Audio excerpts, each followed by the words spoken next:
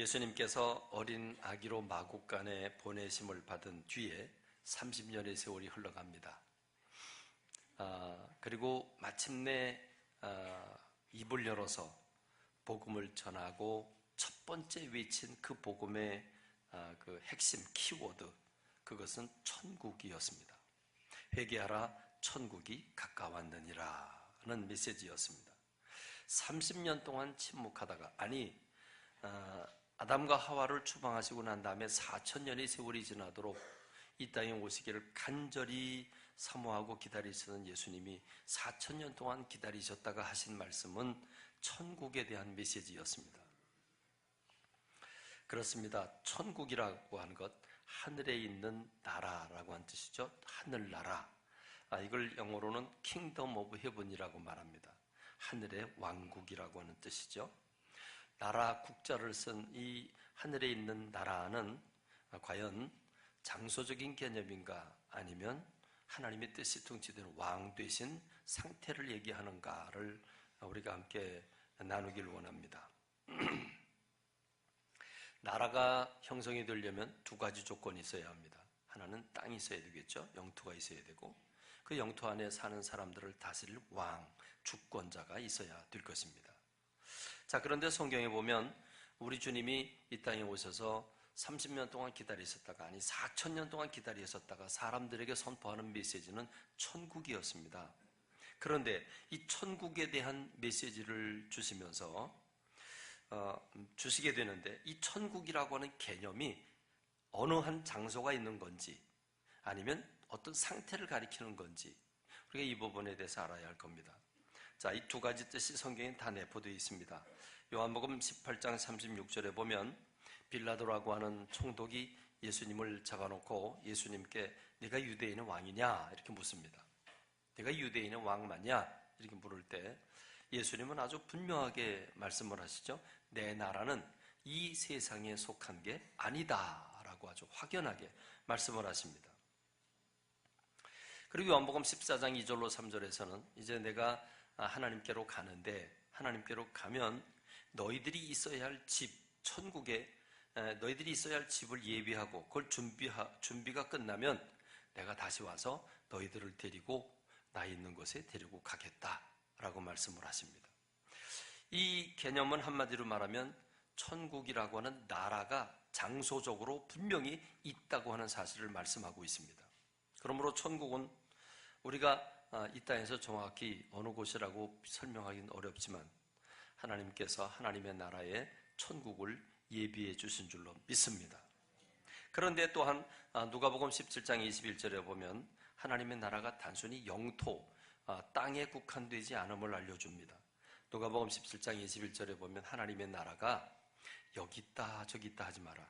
하나님의 나라는 너희 안에 있다 이렇게 말씀하고 있습니다.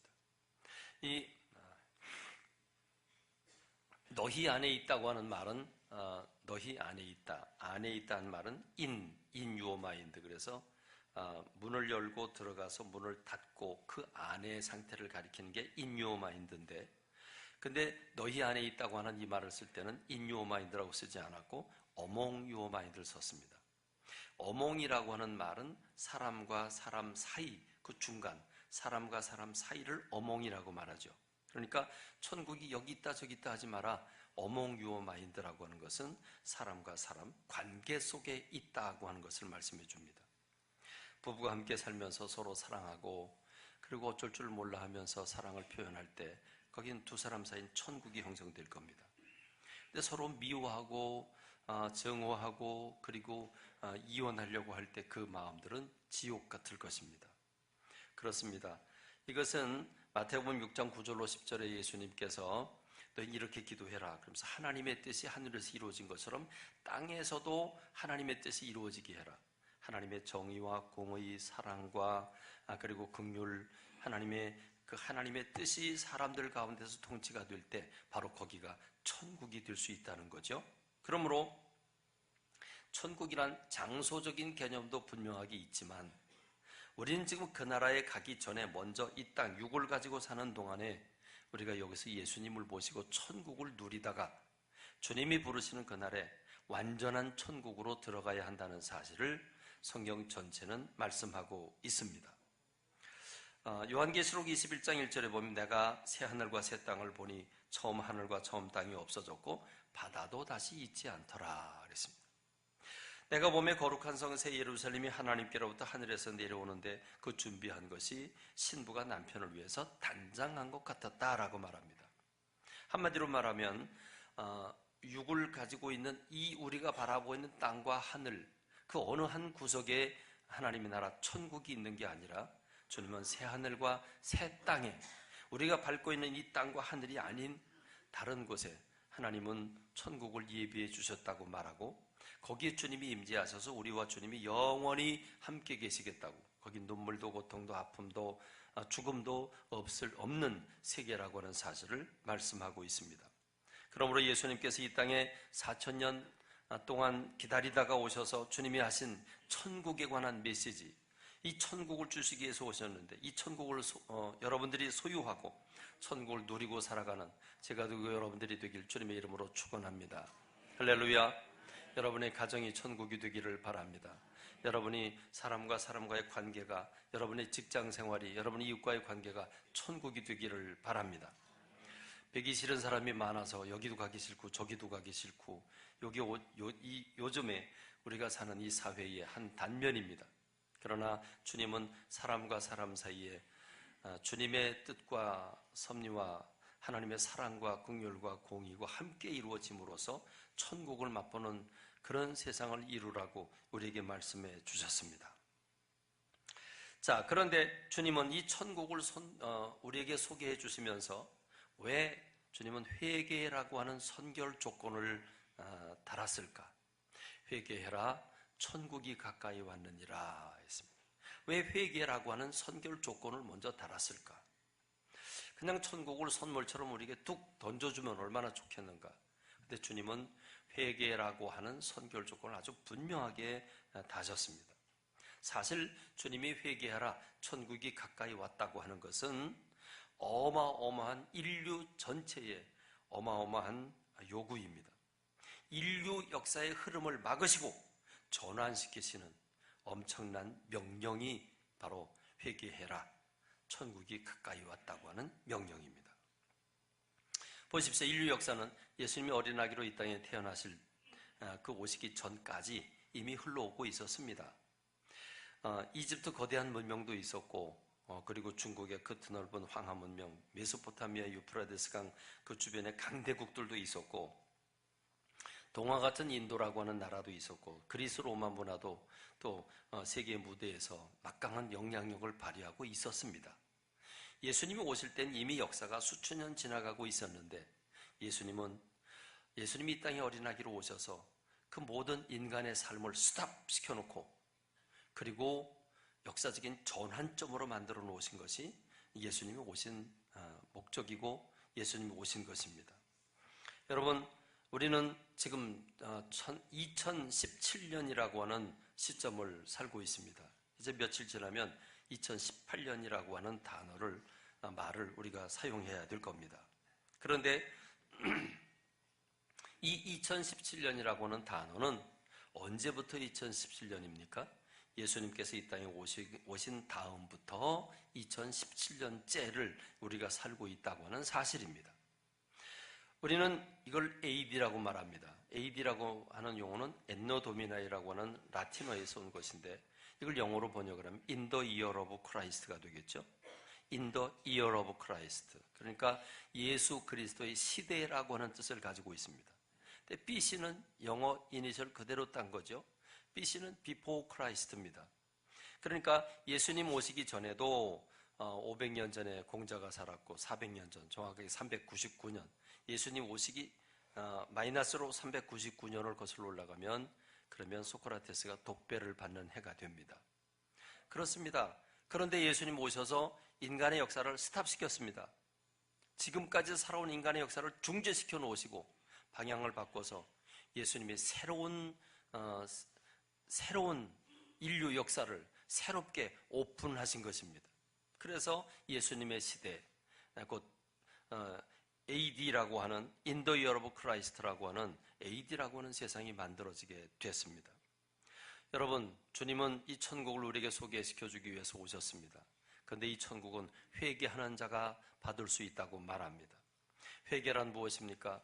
회개란 너희들이 지금까지 사는 삶의 방법이 잘못됐다는 말입니다. 그 방법 가지고는 천국을 누릴 수 없다는 겁니다. 그러니까 너희들이 삶을 추구하는 그 삶의 방식을 중지시키고 버리고 돌아서서 내가 너희들에게 제시하는 삶의 방법을 가지고 살아라. 그러면 너희가 행복할 수 있다. 이걸 주님이 말씀하고 계시는 겁니다. 그렇습니다. 세계 역사적으로 보면 마르크스를 비롯한 많은 사람들이 세계 인류 역사를 바꿔보려고 행복하게 살아보려고 무난히도 애를 썼습니다. 그러나 다 공수표로 돌아갔습니다. 오직 예수 그리스도의 사랑, 주님의 방법으로 삶을 살아갈 때 우리가 천국을 얻을 수 있는 줄로 믿습니다. 천국을 누릴 수 있는 줄로 믿습니다. 그렇습니다. 그런데 여러분, 오늘 저와 여러분이 지금까지 내가 살아온 잘못된 삶의 방법을 인정하고 버릴 때 천국을 얻을 수 있다고는 사실을 기억하고 오늘 저와 여러분이 겸손히 주님 앞에 엎드려 회개하고 천국을 소유하는 저와 여러분이 되길 주님의 이름으로 축원합니다. 축원합니다. 자, 그런데 이 마태복음 4장 17절 말씀, 주님이 4,000년 동안 기다리시다가 마침내 우리에게 천국을 선언하시는 이 메시지 앞에 우리는 시제를 알리는 전치사가 붙어있는 걸 볼 수 있습니다. 이때부터 예수께서 비로소 전파하여 이르시되 회개하라, 천국이 가까이 왔다. 회개하라, 천국이 가까이 왔는데 어느 시점부터 이걸 외치셨냐 하면 바로 이때라고 하는 특정한 어떤 시점부터 주님이 천국을 외치셨다는 말입니다. 그럼 이때는 언제입니까? 마태복음 4장 17절인데 몇 절 앞서서 거슬러 올라가 12절, 13절 말씀을 보면 예수께서 요한이 잡혔음을 들으시고 갈릴리로 물러가셨다가 나사렛을 떠나 스불론과 납달리 지경의 해변에 있는 가버나움에 가서 사셨다라고 표현하고 있습니다. 그러니까 두 가지 뜻이 내포되어 있습니다. 하나는 세례 요한이 잡혔다고 하는 소식을 들었을 때 이때부터 천국이 가까이 왔다라고 한 말씀을 하셨다는 것이고, 두 번째는 예수님이 갈릴리의 나사렛이라고 하는 동네에서 어린 시절을 보냈는데 거기서 떠나서 스불론과 납달리 지경, 특별히 그 도시의 이름은 가버나움이라고 말하고 있죠. 베드로의 장모가 살고 있던 그 가버나움이라고 하는 동네, 그 동네에 가셨을 시점, 바로 그 시점에 주님이 천국을 선포하셨다고 하는 말씀을 우리에게 주고 있습니다. 자, 그렇다면 이 두 가지가 무슨 의미를 가지고 있습니까? 여러분, 세례 요한에 대해서는 잘 알고 계실 겁니다. 세례 요한은 예수님보다 앞서서 먼저 와서 예수님을 모셔드리라고 미리 준비한 사람이죠. 그래서 요단강에서 사람들이 몰려올 때 회개하라, 천국이 가까이 왔다고 외치면서 회개케 하는 물 세례를 베풀었습니다. 그래서 예수님을 영접할 마음의 준비를 갖춘 사람이 세례 요한입니다. 근데 그 세례 요한이 죽었다, 세례 요한이 잡혔다, 감옥에 갇혔다고 하는 것은 세례 요한의 시대가 끝났다는 것을 의미해 줍니다.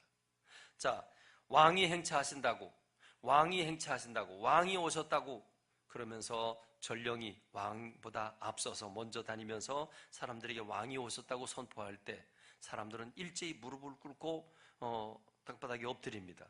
그럴 때 이제 주인공 왕이 등장을 하죠. 그렇습니다. 왕이 등장을 한 이상 더 이상 전령은 필요 없습니다. 전령은 역사의 뒤로 사라져야 합니다. 그러므로 세례 요한이 잡혔다고 하는 것은, 감옥에 갇혔다고 하는 것은 세례 요한이 예수님을 알리는 사역이 끝났다는 것이고 이제는 예수님이 등장할 때가 됐다는 것을 말씀하고 있는 줄로 믿습니다. 또한 두 번째, 자, 그 의미는 우리가 잘 알고 있는데 그러면 왜 스불론과 납달리 지경으로 가셔서 거기서 천국 복음을 선포하셨을까 하는 것입니다. 왜 그러셨을까? 자, 우리가 이 부분에 관해서 마태복음 4장 14절은 마태라고 하는 기자가 그 이유를 분명히 밝히고 있습니다. 이는 선지자 이사야를 통해서 하신 말씀을 이루기 위해서다 그럽니다. 자, 그러면 이사야 선지자가 뭐를 예언했습니까? 15절로 16절 말씀을 보면 스불론 땅과 납달리 땅과 요단강 저편 해변길과 이방의 갈릴리여 흑암에 앉은 백성이 큰 빛을 보았고 사망의 땅과 그늘에 앉은 자들에게 빛이 빛이었도다. 이 예언이 이사야를 통해서 선포되었다는 겁니다.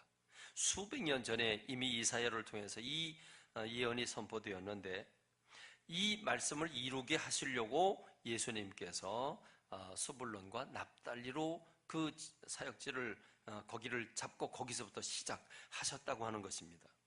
자, 그렇다면 스불론과 납달리라고 하는 이 지역은 어떤 특별한 의미가 있는가? 왜 예수님은 그곳으로 옮겨서 거기서 천국 복음을 전하셨을까? 라고 하는 의문점이 남게 됩니다. 자, 우선 이 스불론 땅과 납달리 땅에 대한 예언은 바로 마태복음 4장 15절로 16절에서 지금 마태라고 하는 분이 이사야에 예언한 것을 인용하고 있습니다. 그 인용한 부분이 어디 나오냐? 오늘 우리가 읽은 본문의 말씀입니다. 우리가 읽은 본문의 말씀 9장 1절에 보면 동일한 말씀이 나와 있습니다.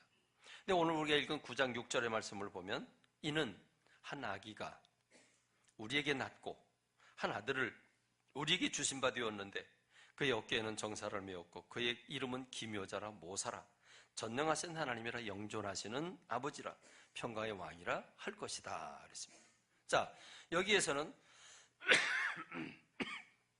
이사야가 지금 어떤 한 아기가 태어날 텐데 그 아기는 세상에 어마어마한 정사와 권세를 가지게 되는 사람이 될 거라고 말합니다. 자, 이 부분에 대해서는 이 구약시대에 수많은 나라 신탁, 다시 말하면 예언이나 점쟁이나 뭐 이런 사람들은 꿈을 꾸거나 환상을 보거나 그러죠. 그러면서 지금 이 나라가 자기네 나라가 압제를 받고 고통받고 힘들어하고 어려워하고 있는데 언젠가 한 아기가 태어날 거다. 그리고 그 아기가 자라나면 이 세상을 평강으로 만들 것이다. 이 세상을 지배하게 되고 이 세상을 평안으로 다스리게 될 거다. 이런 꿈을 꾸게 해줍니다. 다시 말하면 하나님이 신이 위대한 왕을 태어나게 하기 위해서 미리 점지해 준 거다라고 하는 그런 내용이 이 고대사로 가면 많은 부분을 찾아볼 수 있습니다. 우리 아주 간단하게 평민들의 삶, 우리 서민들의 삶을 생각해 보면 태몽 꿈을 꿨다고 볼 수 있겠죠. 자, 그렇다면 지금 이사야가 한 아기가 태어난다, 한 아기가 하늘로부터 주어졌다. 자, 그럼 이 이야기는 도대체 누구를 얘기했을까? 영웅호골 그리고 나라를 구원할 위대한 왕이 탄생하는 걸 과연 알려주고 있는 걸까? 자, 본문을 조금 더 읽어보면요. 한 아기가 우리에게 낳고 한 아들을 우리에게 주신 바 되었는데 그의 어깨엔 정사를 메었고. 자, 왕으로 영웅호골로 살아갈 사람이라고 한다면 마땅히 정사와 권세를 움켜주겠죠. 이해가 갑니다. 다음, 기묘자라 모사라 이름을 부르게 될 거다 그랬습니다. 기묘자, 대단한 사람이라는 거죠. 모사, 그렇습니다. 한 나라를 이끌어갈 지도자가 되려고 한다면, 왕이 되려고 한다면 밀어내가지고는 역사를 이어갈 수가 없죠. 지혜로워야 돼요. 전략도 있어야 돼요. 모사꾼이어야 돼요. 그러니까 이 부분까지는 이해가 됩니다. 그런데 그 다음 구절에 보면 전능하신 하나님이라. 이 아기가 누구냐? 이 아기가 전능하신 하나님이라, 영존하신 아버지라, 평강의 왕이라 그렇게 일컬음을 받을 것이다 그랬습니다. 여긴 도대체 해석이 안 되죠. 자, 한 아기가 태어나는데 그냥 한 나라를 다스릴 사람이 아니라는 거죠. 물론 이집트를 비롯해서 고대 로마를 비롯해 많은 황제들은 자기가 신이라고 주장한 적도 있습니다. 그러나 그럼에도 불구하고 이 아기가 태어나는데 그가 전능하신 하나님이다. 그리고 영존, 영원히 존재하는 아버지다. 그리고 그가 평강의 왕이 될 거다라고 한 이 예언은 도무지 어느 특정한 왕, 위대한 왕에게 적용되는 말이 아니죠. 자, 그러면 이제 오늘 저와 여러분들은 시대가 많이 흘렀기 때문에 답을 알고 있습니다. 오늘 우리의 답은 무엇입니까? 이 한 아기가 이 땅에 태어난다. 그리고 하늘로부터 보냄을 받았다. 누구를 가리키는 겁니까? 그렇습니다. 예수 그리스도를 가리키는 줄로 믿습니다. 그는 정사를 메었고 기묘자이고 그리고 전능하신 하나님이 친히 육의 몸을 입고 이 땅에 오신 것이고 영원히 존재하신 아버지 되신 하나님이 우리를 사랑하셔서 구원하시려고 육의 몸을 입고 이 땅에 오셨고, 그는 이 땅에 오셔서 평강의 왕이 될 것입니다. 그렇습니다. 예수님이 오시기 전, 여러분 300~400년 전으로 거슬러 올라가면 공자가 살던 시대, 춘추 전국 시대죠. 중국을 비롯 중국이나 또는 뭐 인도나 저기 유럽에 있는 나라들이나 전부 왕이 되고, 그리고 대단한 영웅 홍골들이 나타나면 수많은 사람들과 더불어 전쟁을 하면서 나라를 세우길 원합니다. 여러분, 한 사람이 나라를 세우길 원해서 나라를 세우기 위한 전략을 세우고 그 일을 추진해 나갈 때 수많은 전쟁을 일으키게 되죠. 그 수많은 전쟁을 할 때 한 번 전쟁에 3만 명, 5만 명 죽는 게 아니라 50만 명, 100만 명이 죽어 나가기도 합니다. 여러분, 그 당시에 그 시대에 태어나지 않은 게 얼마나 감사한지 모르겠습니다. 여러분, 그때 태어났으면 여러분이 추운 날씨에 옷도 변변치 않을 텐데 어떻게 창이나 방패를 들고 싸웠을까 하는 생각을 해봅니다. 그때 별로 몇 발짝 뛰지도 못하고 창에 찔려서 아마 그냥 객사하지 않았을까 하는 생각이 듭니다. 그러고 보면 여러분, 왕이라고 하는 존재들은 더 큰 나라, 황제가 되고 더 큰 나라를 소유하기 위해서 죄 없는 가난한 백성들, 힘없는 백성들을 동원해다가 자기의 이름, 자기의 왕국을 키우기 위해서 얼마나 많은 사람들을 죽음으로 몰아넣습니까? 그게 인간의 역사입니다. 인간의 역사는 전쟁의 역사입니다. 그런데 이 악인은, 우리에게 보내지는 이 악인은 어떤 악입니까? 평강의 왕이라고 불러질 악이라고 말씀하고 있습니다. 그렇습니다. 예수님이 이 땅에 오셔서 오늘 저와 여러분들을 구원하고 하나님의 나라 천국을 우리에게 안겨다 주시는 주님인 줄로 믿습니다. 그 예수님을 설명하고 있는 게 오늘 이사야서 본문의 말씀입니다. 그런데 오늘 이사야서 이 본문을 얘기하면서 이사야서 9장 1절, 우리가 지금 9장 6절을 읽었는데 9장 1절에 보면 마태복음에서 소개한 예수님에 대한 말씀이 똑같이 나옵니다. 이사야서 9장 1절에 보면 전에 고통받던 자들에게는 흑암이 없으리로다. 옛적에는 여호와께서 스불론 땅과 납달리 땅이 멸시를 당하게 하셨더니 후에는 해변길과 요단 저쪽 이방의 갈릴리를 영화롭게 하셨느니라. 2절에 보면 흑암에 행하던 백성이 큰 빛을 보고 사망의 그늘진 땅에 거주하던 자에게 빛이 비치도다 그랬습니다. 그러니까 여러분, 지금 이 스불론과 납달리에서 사는 사람들은 어떤 삶을 살고 있었냐면 흑암 속에 갇혀 있었습니다. 사망의 그늘진 땅에서 살고 있었습니다. 그들은 큰 고통 속에 멸시와 천대를 받으며 살고 있었다는 말입니다.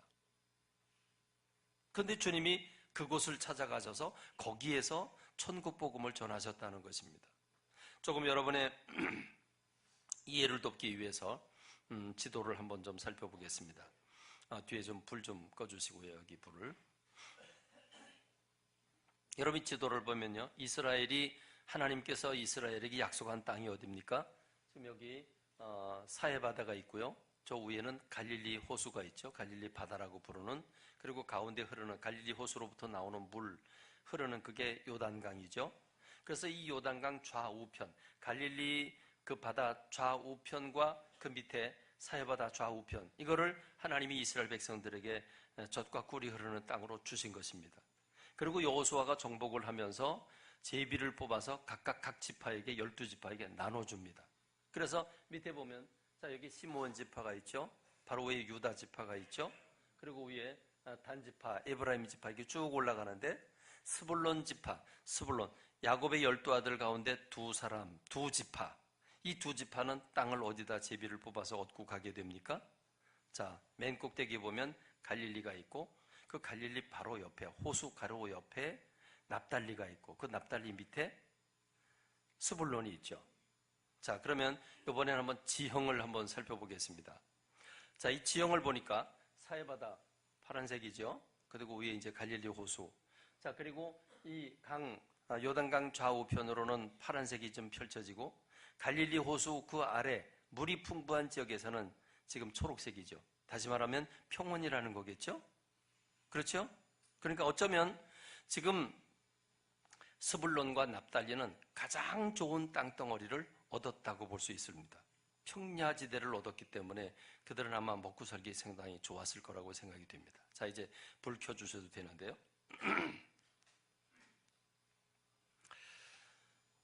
그런데 왜 스불론과 납달리라고 하는 지역이 흑암과 멸시를 받고 그리고 사망의 그늘 아래 그들이 있었다고 표현한 걸까? 역사적으로 보면요, 지금 이 사해바다 아래쪽으로는 어느 나라가 있습니까? 사해바다 아래쪽으로는 어느 나라가 있습니까? 이집트라고 하는 강대국이 있죠. 그리고 저 갈릴리 호수 꼭대기에는 어느 나라들이 진치고 있습니까? 아시리아, 아수르죠. 아수르, 바벨론, 그리고 페르시아. 이런 나라들이 역사를 이어갑니다. 그러니까 여러분, 이스라엘은요, 강대국들이 전쟁을 하는데 이집트가 꼭대기를 그 아시리아는 여러 나라를 치러가기 위해서 올라갈 때, 그리고 꼭대기는 강대국들이 아래 이집트나 중동 전체를 제패하고자 할 때 반드시 지나게 되는 게 길목인 이스라엘입니다. 그리고 이 이스라엘은 이 곡창지대, 젖과 꿀이 흐르는 땅이기 때문에 거기서 난 음식이 전쟁을 치르는 병사들에게 식량으로 공급이 되게 됩니다. 그러니까 어쩔 수 없이 당연히 이스라엘을 치게 됩니다. 이스라엘은 강대국들이 올라가면서 치고 내려가면서 치게 되는데, 이스라엘 역사가 고대 역사에 보면 이집트가 강국일 때에는 이집트의 영향을 받지만 이집트는 점점점 약해지고, 그 후에 신흥 국가들, 예를 들면 아시리아, 바벨로니아, 그리고 페르시아, 이런 나라들이 강대국이 되죠. 자, 그런 나라들은 다 이스라엘 북쪽에 있습니다. 자, 그럼 북쪽에서 이스라엘을 치고 아래를 치러 내려올 때 제일 먼저 맞닥뜨리는 데가 어디입니까? 거기가 바로 스불론이고, 거기가 바로 납달리라고 하는 겁니다. 납달리와 스불론을 먼저 침략하게 되고, 그래서 그들이 먼저 짓밟히고 고통을 받게 되는 겁니다. 자, 열왕기하 15장 29절에 보면 이스라엘 왕 베가 때에, 베가라고 한 왕이 통치할 때에 아수르 왕 디글랏 빌레셀이 와서 이온과 아벨벳, 마아가, 야노아, 게데스, 하솔, 길르앗, 갈릴리, 납달리 온 땅을 점령하고 그 백성을 사로잡아 아수르로 옮겨갔더라 그럽니다. 자, 지금 이제 나라가 두 쪽으로 나뉘어져 있습니다. 하나는 남방 유다고, 하나는 북방 이스라엘입니다. 자, 북방 이스라엘에는 몇 개 지파가 구성되어 있습니까? 몇 개 지파가 구성되어 있습니까? 10개 지파죠. 자, 그런데 아수르가 이스라엘을 침략하고 들어오면 10개 지파를 다 함락시켜야 되는데, 그러지 않고 지금 스불론과 납달리만 멸망시키고 그들을 다 포로로 끌고 갔다는 말입니다. 무슨 말인지 이해가 되시죠? 그러니까 이 스불론과 납달리는 한마디로 말하면 이스라엘 지역 가운데서는 가장 힘들고 고난받고 고통받고 짓밟히고 그런 곳이 스불론과 납달리라고 하는 겁니다. 그러므로 예수님이 의도적으로 스불론과 납달리 지역에 가서 거기에서 천국을 선포하셨습니다. 여러분, 이스라엘 백성들은 왜 그렇게 잔인하게 좌우사방의 공격을 받았지요? 그들은 하나님의 말씀대로 살지 않다가 하나님의 징계의 채찍을 맞게 된 겁니다. 그래서 고난과 고통과 죽음과 멸시와 천대를 받게 되는 게 이스라엘이고, 이스라엘 12지파 가운데서도 가장 힘들게 살아온 것, 가장 흑암의 세력 가운데 포로로 잡히게 된 게 스불론과 납달리라고 하는 겁니다. 그래서 예수님이 바로 그 자리로부터 주님이 천국 복음을 전파하시게 된 겁니다. 자, 그러므로 예수님의 어떻게 보면 퍼포먼스라고 할 수 있겠죠? 왜 일부러 그 지역을 선택했는지 우리가 이해가 될 겁니다. 그러고 보면 예수님이 이 땅에 오신 목적이 무엇입니까? 죄로 말미암아 사망의 그늘 아래서 고통받고 있는 인생들을 구원하기 위해 주님이 이 땅에 어린 아기의 모습으로 오신 줄로 믿습니다. 그렇습니다. 예수님이 이 땅에 오신 목적은 바로 우리를 구원하기 위해서 오셨습니다. 인간의 가장 큰 문제가 있다고 하면 죄입니다. 얼굴이 이쁘지 않아서 문제가 아니고, 건강하지 않아서 문제가 아니고, 돈이 없어서가 문제가 아닙니다. 재능이 없어서가 문제가 아닙니다. 죄가 문제입니다. 죄는 욕심입니다. 욕심이 각 사람 속에 들어가면 별짓을 다 합니다. 그렇지 않습니까? 그게 시기, 질투, 다툼, 분열, 살인, 강도짓, 이런 모든 것들이 다 욕심, 죄로 말미암아 그 욕심 때문에 이루어지는 현상입니다. 그래서 여러분, 로마서 3장에 보면 이 인간의 삶을 이렇게 표현하고 있죠.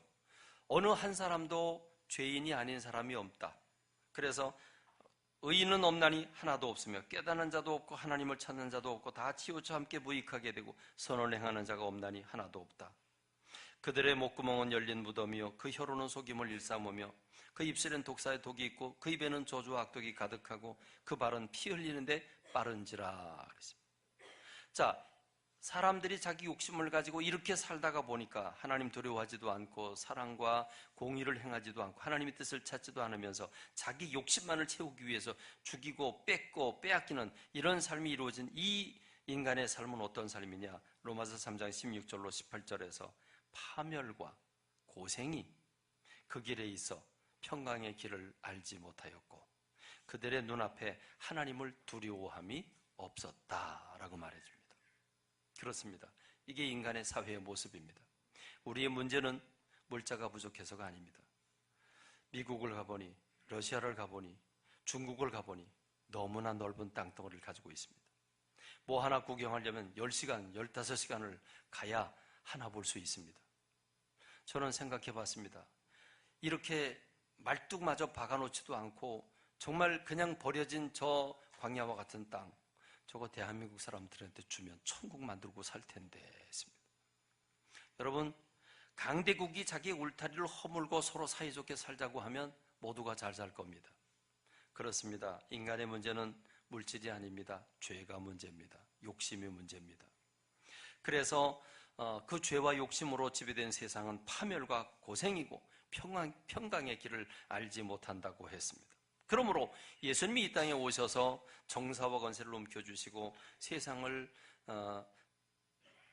다른 왕들의 모습으로 다른 사람을 죽이고 짓밟고 뺏고 빼앗기면서 그러면서 주님의 정사와 권세를 드러내신 게 아니라 당신이 온몸을 던져서 십자가에 죽으심으로 세상 모든 사람들의 죄를 걸머지고 그래서 그들을 대속하셨고 희생하셨고 그리고 화목제물로 섬겨주심으로 말미암아 우리가 구원받게 된 줄로 믿습니다.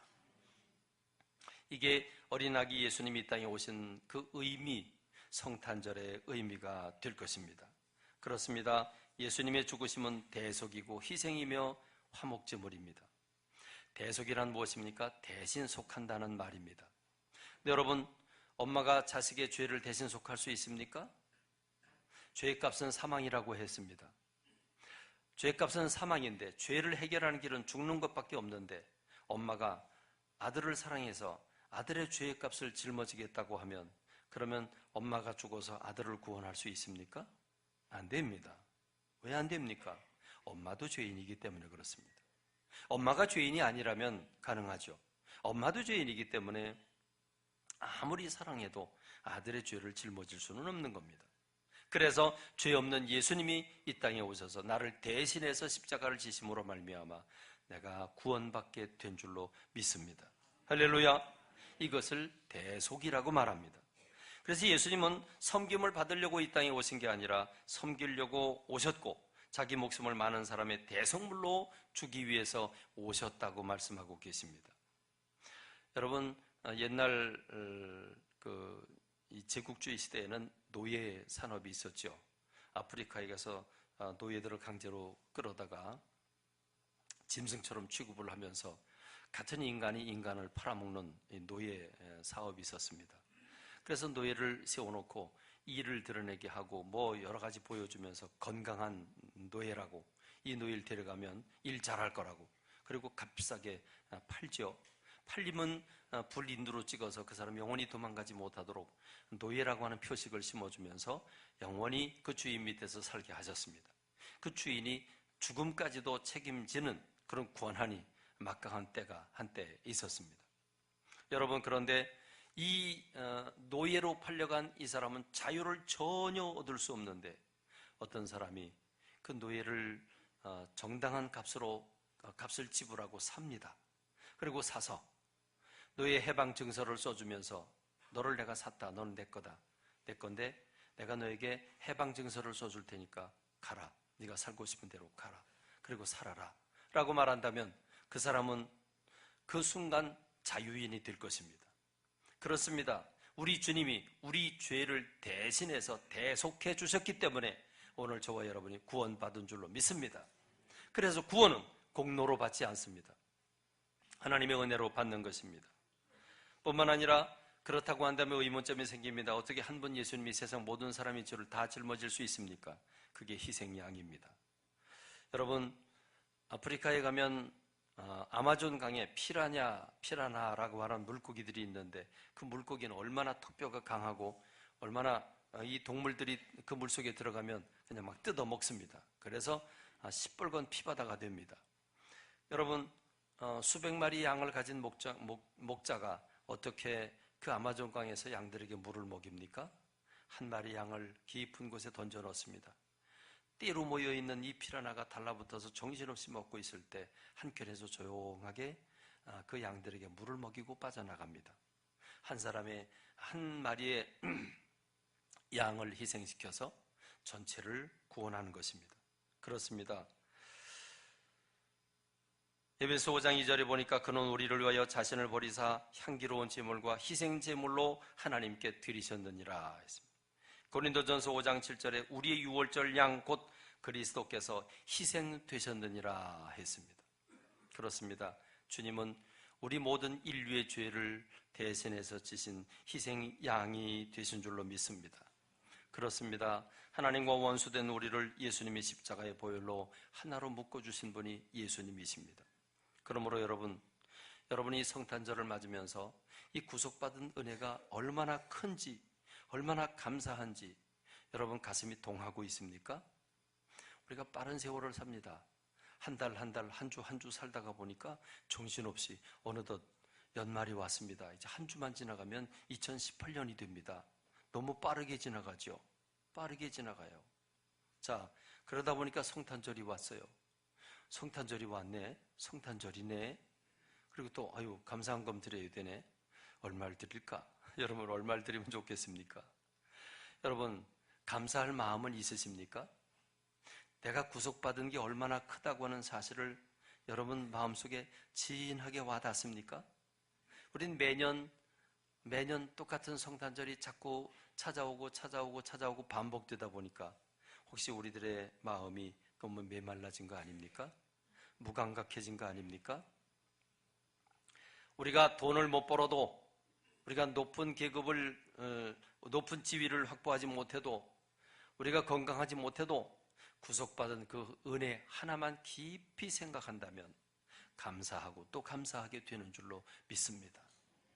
오늘 이 성탄절의 절기를 주신 이유는 주님께서 이 구속받은 은혜를 잊지 말고 그 은혜를 기억하고 회복하라고 하는 면에서 우리에게 성탄절 절기를 주신 줄로 믿습니다. 딱딱하고 피곤하고 힘들고 어려운 세상을 살아가고 있는 오늘 저와 여러분들이 오늘 이 메시지를 통해서 다시금 구속받은 은혜가 얼마나 큰지 기억하고 그 감사를 회복하는 저와 여러분들이 되시기를 주님의 이름으로 축원합니다.